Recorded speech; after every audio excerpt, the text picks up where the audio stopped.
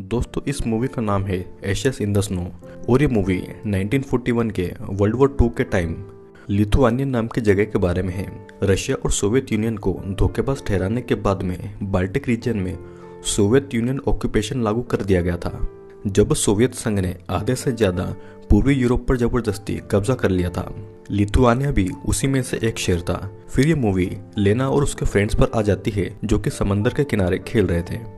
और फिर अगले दिन लेना अपने ड्राइंग स्कूल लेकर के गई और फिर उसी टाइम रेड आर्मी ने स्कूल के बाहर कब्जा करना शुरू कर दिया था। लेना फिर घर आकर और ड्राइंग करने लग गई, जहाँ पर उसके डैड कोस्टास घर आते हैं। लेना के घर में उसके डैड कोस्टास, मॉम एलिना और छोटा भाई जोनस था।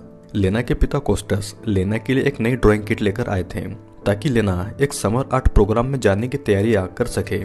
लेकिन लेना को ऐसा लगता था कि वो इतनी अच्छी ड्राइंग नहीं बना पाती कि वो उसे दिखाने के लिए स्कूल में ले जाए। लेकिन कोस्टस को अपनी बेटी पर पूरा भरोसा था और वो ये कहता है कि वो नहीं जानता कि कॉनोस, जो कि ये प्रोग्राम ऑर्गेनाइज करवा रहा था, उसके पास लेना को मरने का क्या कारण होगा। फिर सभी खाना खाने आते हैं, जहाँ पर जोनस ने लिथुआनिया की हालत के बारे में सबको अपनी चिंताएं बताना शुरू की क्योंकि रशिया उन पर कब्जा करने जा रहा था। सब इससे घबराने लगे तो कोस्टस ने घर में इस बारे में बात करने से मना कर दिया। और रात में एलिना कोस्टस से नाराज थी क्योंकि कोस्टस को अपने परिवार से ज्यादा शहर का ध्यान रखने की चिंता थी। वो ये भी कहता है कि लेना को कोनोस में जाने की झूठी उम्मीदें नहीं देना चाहिए क्योंकि लेना ड्राइंग के पीछे कुछ ज्यादा ही पागल है और उसे उस स्कूल में जाना है जो कि ज्यादा दिनों तक टिक नहीं पाएगा। फिर कोस्टस कहता है कि वो अपनी बेटी लेना को बढ़ावा देना बंद नहीं कर सकता और ना ही दूसरों की मदद करना, जिसके बाद में वो अपने घर से चला जाता है। फिर अगले दिन लेना जब घर से बाहर आती है तो देखती है कि रशियन सोल्जर्स रास्ते से लोगों को पकड़ कर ले जा रहे थे। फिर लेना अपने घर पर आती है जहाँ पर कॉनोस से उसके लिए एक चिट्ठी आई हुई थी, जिसे देखने के बाद में लेना बहुत खुश थी। लेकिन उस चिट्ठी को खोलने के लिए उससे अपने डैड के घर आने तक का इंतजार करना था। लेकिन इस दिन कोस्टस अपने घर नहीं आता और फिर उसी रात लेना, उसके परिवार और आसपास के सभी लोगों को रशियन सोल्जर्स एनकेवीडी ने गिरफ्तार कर लिया और ट्रक्स में बिठाकर सभी को एक अनजानी जगह ले गए। एलिना ने बाकी लोगों को कोस्टस के बारे में पूछने की कोशिश की, लेकिन कोई कुछ नहीं जानता था और सभी को डर लग रहा था कि अब उन्हें यहाँ से कहीं पर ले जाकर मार दिया जाएगा। फिर सभी एक रेलवे स्टेशन पर आते हैं और सबको जबरदस्ती एक ट्रेन में बिठाया जाता है। जोनस को सोल्जर दूसरे डब्बे में बैठा रहे थे जहाँ पर सिर्फ लड़के थे, लेकिन एलेना ने एक सोल्जर केटजी को रिश्वत दी और जोनस को अपने साथ में अपने डब्बे में बिठा लिया। लोगों से भरे हुए इस डब्बे में लेना की मुलाकात ओना से होती है, जिसका बच्चा लगातार रो रहा था और वो चुप होने का नाम ही नहीं ले रहा था। फिर ट्रेन के चलने के कुछ देर के बाद में लेना के डब्बे में सोल्जर्स ने एंड्रियास नाम के एक लड़के को भी भेज दिया और लेना ने रात में एंड्रियास से अपने डैड को ढूंढने के लिए मदद मांगी, लेकिन एंड्रियास ने उसे ऐसा करने से मना कर दिया। फिर अगली सुबह सभी सोल्जर्स को अपनी अपनी जगह की ड्यूटीज बताते हुए कमांडर कामारोव ने बताया कि केटजी यहाँ सबसे छोटा है, जिससे कि बाकी सभी लोगों को उसे यहाँ पर परेशान करने को मिल जाएगा। और यहाँ अंदर ट्रेन में लेना अपने परिवार के साथ बिताई हुई छुट्टियों के बारे में सोचने लग जाती है, जब वे सभी पलंगा के बीच पर गए थे, इन सभी हालातों से अलग जिनमें वो अभी फंसी हुई है। फिर अगले सीन में लेना एंड्रियास और डब्बे के बाकी लोगों की ड्राइंग बना रही थी, जो कि एक आदमी ने देखा और उसने लेना को यहाँ पर हो रही सभी चीजों की ड्राइंग बनाते रहने के लिए कहा। फिर कुछ देर के बाद में सभी ये देखते हैं कि ओना के बच्चे की मौत हो गई थी, जिसके बाद में ट्रेन अपने अगले स्टेशन पर रुकती है, जहाँ पर एलेना ने क्रेटजी से ओना के बच्चे को दफनाने को बोला, लेकिन क्रेटजी ने उसकी बात मानने से मना कर दिया और इसके बावजूद कुछ देर के बाद में उसे उसके सीनियर्स परेशान करने आ गए। अब एलेना के पास में कोई दूसरा रास्ता नहीं था और उसने ओना के बच्चे को लेकर ट्रेन से बाहर गिरा दिया ताकि ओना उसके मरे हुए बच्चे को लेकर ना बैठी रहे। फिर रात में एंड्रियास ने जोनस को जूलियट की कहानी सुनाई, जो कि समुद्र की रानी थी। जूरी एक जवान मछुआरे कैसिडिस के प्यार में पड़ गई थी और दोनों खुशी खुशी रहने लगे थे, लेकिन एक परक्यूनस नाम के तूफान के देवता ने उनका हीरो का महल गुस्से के कारण जला दिया क्योंकि उसे पता चला कि कैसिडिस अमर नहीं है। जिसके बाद में एंड्रियास ने जोनस को एक कांच का जैसा टुकड़ा दिया और ये कहा कि ये उसी महल का टुकड़ा है। वो ये भी कहता है कि जिसके पास भी ये होगा वो हमेशा खुश रहेगा। फिर जैसे तैसे 6 हफ्ते बीत जाते हैं। फिर ट्रेन अल्टाई गुलक पर आती है। अपने बच्चे की मौत के कारण ओना अभी भी बहुत दुखी थी और वो पागलों जैसे बर्ताव कर रही थी। और फिर उसके पागलों जैसे बर्ताव से कमांडर कारानो की नजर उस पर पड़ी, जिससे कि उसने सभी के सामने ओना को शूट करके मार डाला। फिर वहां के सोल्जर्स ने सभी को एक साथ नहाने के लिए कहा, जहां पर एक सोल्जर जवान लेना का फायदा उठाने के लिए आ गया, लेकिन क्रेटजी ने आकर उसे रोक दिया। जिसके बाद में कमांडर कामारोव ने सभी को अपने ऑफिस बुलाया और ये बताया कि वे सभी राजद्रोही है और इसीलिए उन्हें गिरफ्तार करके जिंदगी भर मजदूरी करने की सजा दी जा रही है। उन्हें गुलग नाम की एक जगह में रहकर खेती करनी होगी, लेकिन अगर सभी लोगों ने पेपर्स पर साइन करके ये मान लिया कि वे सभी राजद्रोही हैं तो उनकी सजा कम हो जाएगी। जिसके बाद में एलेना ने आकर सभी को अपनी जगह पर खड़े रहने के लिए कहा, लेकिन फिर जब कमांडर ने अपने आदमियों को ये ऑर्डर दिए कि वो किसी भी लोगों को न ही सोने दे और न ही आराम करने दे, तो फिर सभी कैदियों ने आगे आकर पेपर्स पर साइन कर दिए और फिर साइन करने के बाद में सभी कैदियों को एक बहुत ही गंदी जगह पर रहने के लिए भेज दिया। लेना और एलेना को खेत में आलू उगाने का काम दिया, जिसके बाद में उन्हें पता चला कि एंड्रियास को गिरफ्तार करके मारा जा रहा है क्योंकि उसने खाना चुराया था।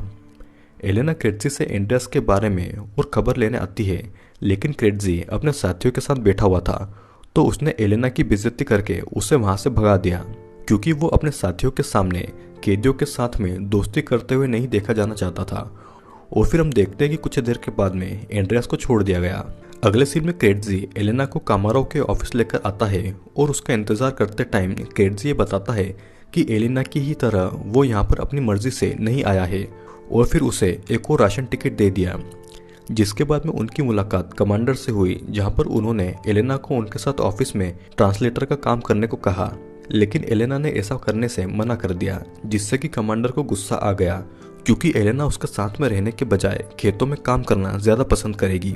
यहाँ पर खेत में लेना ने एक औरत को आलू चुराते हुए देखा और उसे लगा कि वो औरत उसकी मदद कर सकती है।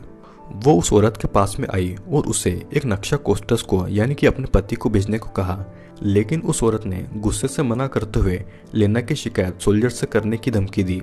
फिर लेना वापस अपना काम करने आ गई, जहाँ पर उसे अपने एक दोस्त के साथ बिताए हुए दिन याद आने लगे, जो कि बिल्कुल उसके डैड की ही तरह दूसरों की मदद करता था। फिर उस रात को एंड्रिया लेना के लिए चुपके से खाना और ड्राइंग का सामान लेकर उससे मिलने आया और दोनों ने पूरी रात एक साथ ही बिताई, जहाँ पर लेना ने उसे अपनी ड्राइंग्स और कोनास से आई हुई उसकी चिट्ठी दिखाई, जिसे देखकर एंड्रियास ये कहता है कि उसे पूरा भरोसा है कि कोनास ने उसे एक्सेप्ट कर लिया होगा। और फिर एंड्रियास लेना को किस करने की कोशिश करता है, लेकिन वो ऐसा नहीं कर पाता। जिसके बाद में दोनों ने ऐसे ही मिलते रहने का फैसला किया और वो अपनी अपनी जगह वापस आ गए। फिर कुछ टाइम के बाद एलेना को लेना और एंड्रियास की एक ड्राइंग मिली। उसने लेना को ये बताया कि ये ड्राइंग उसे उस दिन की याद दिलाते हैं जब वो पहली बार कोस्टस से मिली थी और उसे यकीन है कि कोस्टस उन्हें अभी भी ढूंढ रहा होगा।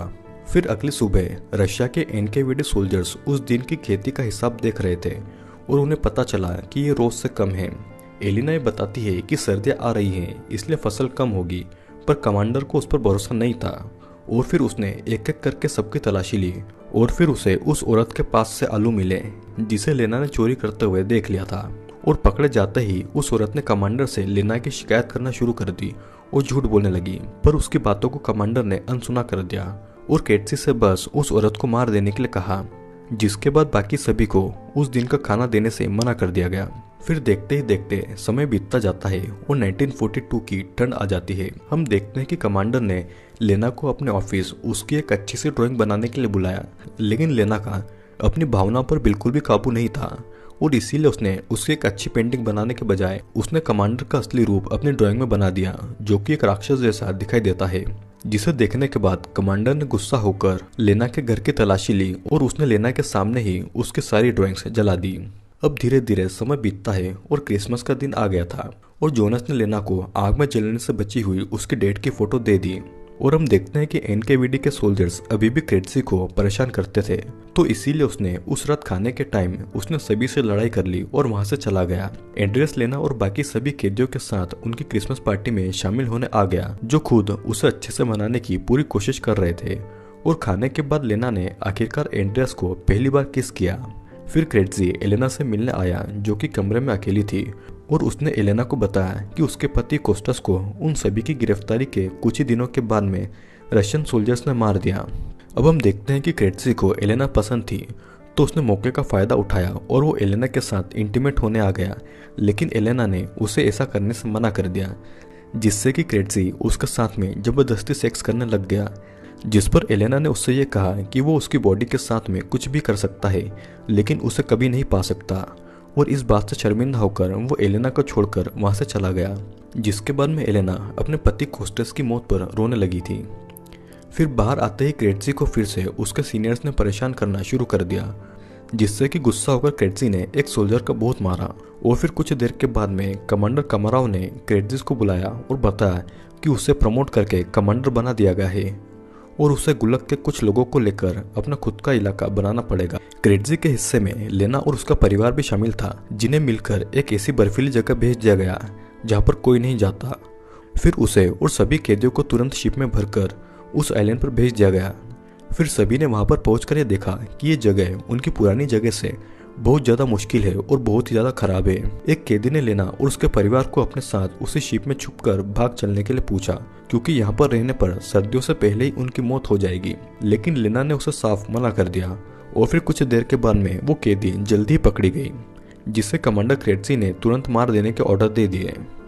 फिर जैसे तैसे समय और बीतता गया और 1943 की सर्दियाँ आ गई थी और उस आइलैंड पर रहने वाला हर इंसान किसी न किसी बीमारी का शिकार होने लग गया था। एलिना उनमें से थी जो कि बहुत ही ज़्यादा बीमार थी और वो मरीजों के कमरे में थी, जहाँ पर क्रेटजी ने उसे ढूंढ लिया।